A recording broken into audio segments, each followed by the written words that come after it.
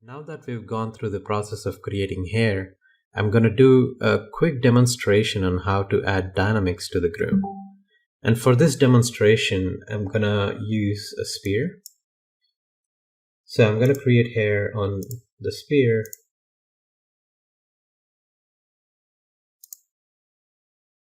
And I'm going to increase the length of the strands to 400.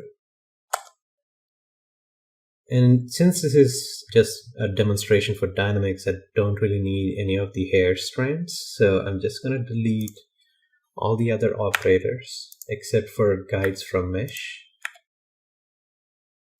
And then I'm going to add gravity to it.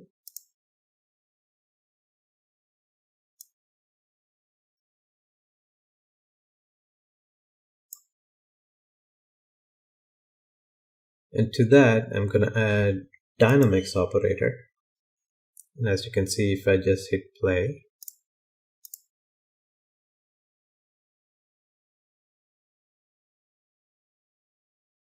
so in the dynamics operator, you can see in the attribute editor, the first two options right here are substep count and iteration count.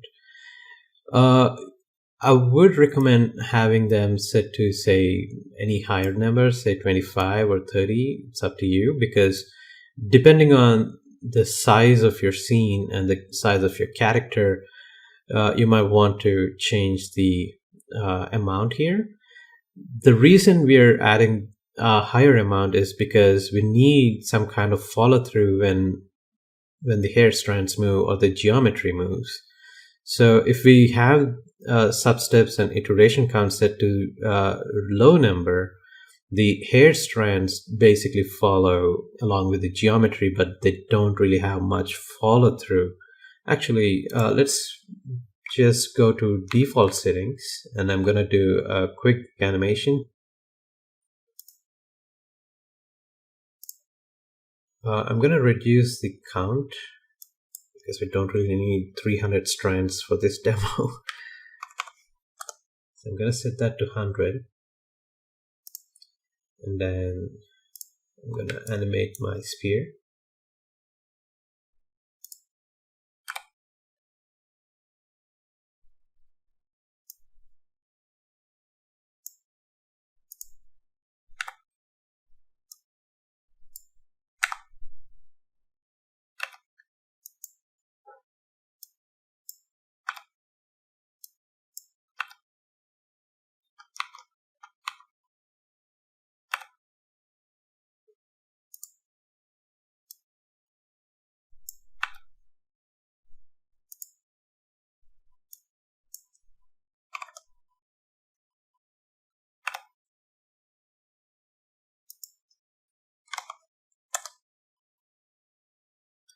So now we have 40 frames of animation.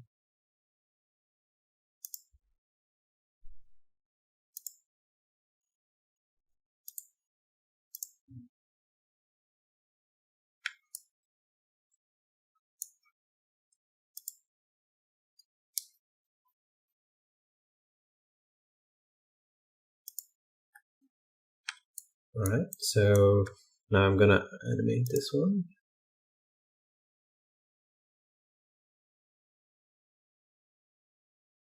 As you can see, the strands, they don't really have enough follow through. Like, they go in a really straight direction right here.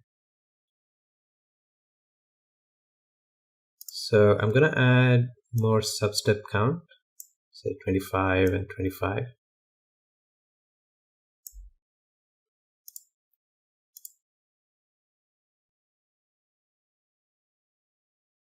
Like, right off the bat, you can see there is a difference between how the hair moved before and now. Like, you can see there is a little bit of follow through there.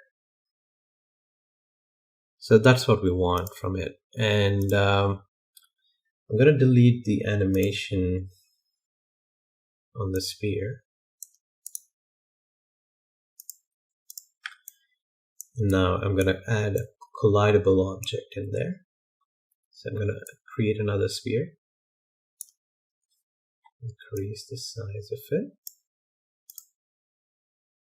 and please transform, delete history on it.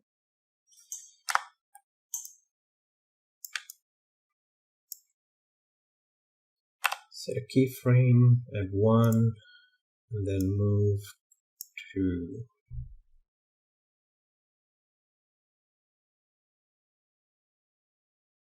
and then under the dynamics operator, if I go to my attribute editor, you can see there is a tab that says collision, and in here I'm gonna check on collide with surface, which means it's gonna collide with the surface that the strands are being generated from.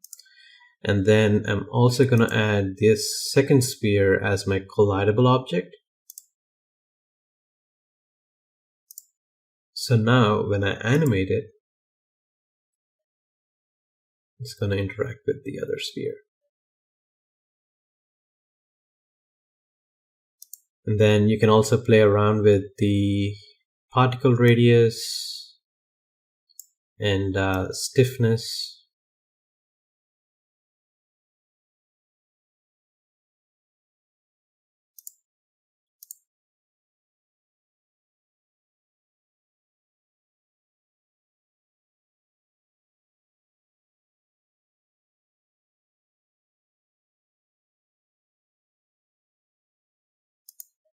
I think the stiffness can be a little bit higher.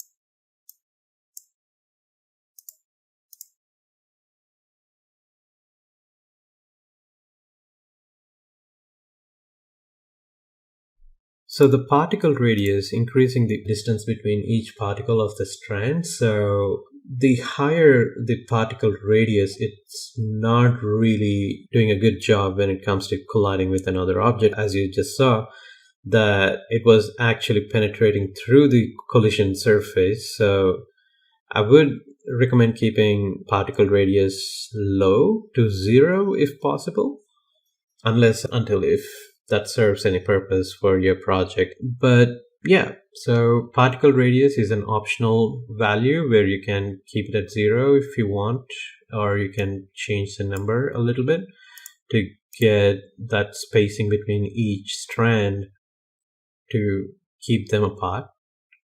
But having that at any value is actually not doing a good job when it comes to colliding with the object. So I would just keep it to 0.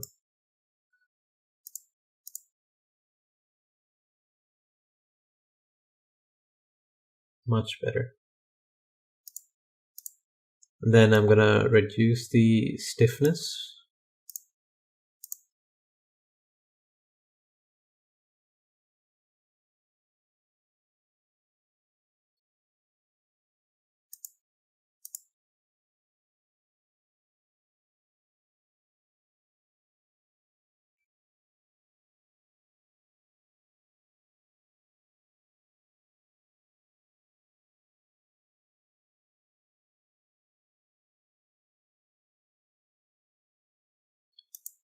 I would keep spacing offset to 0 as well.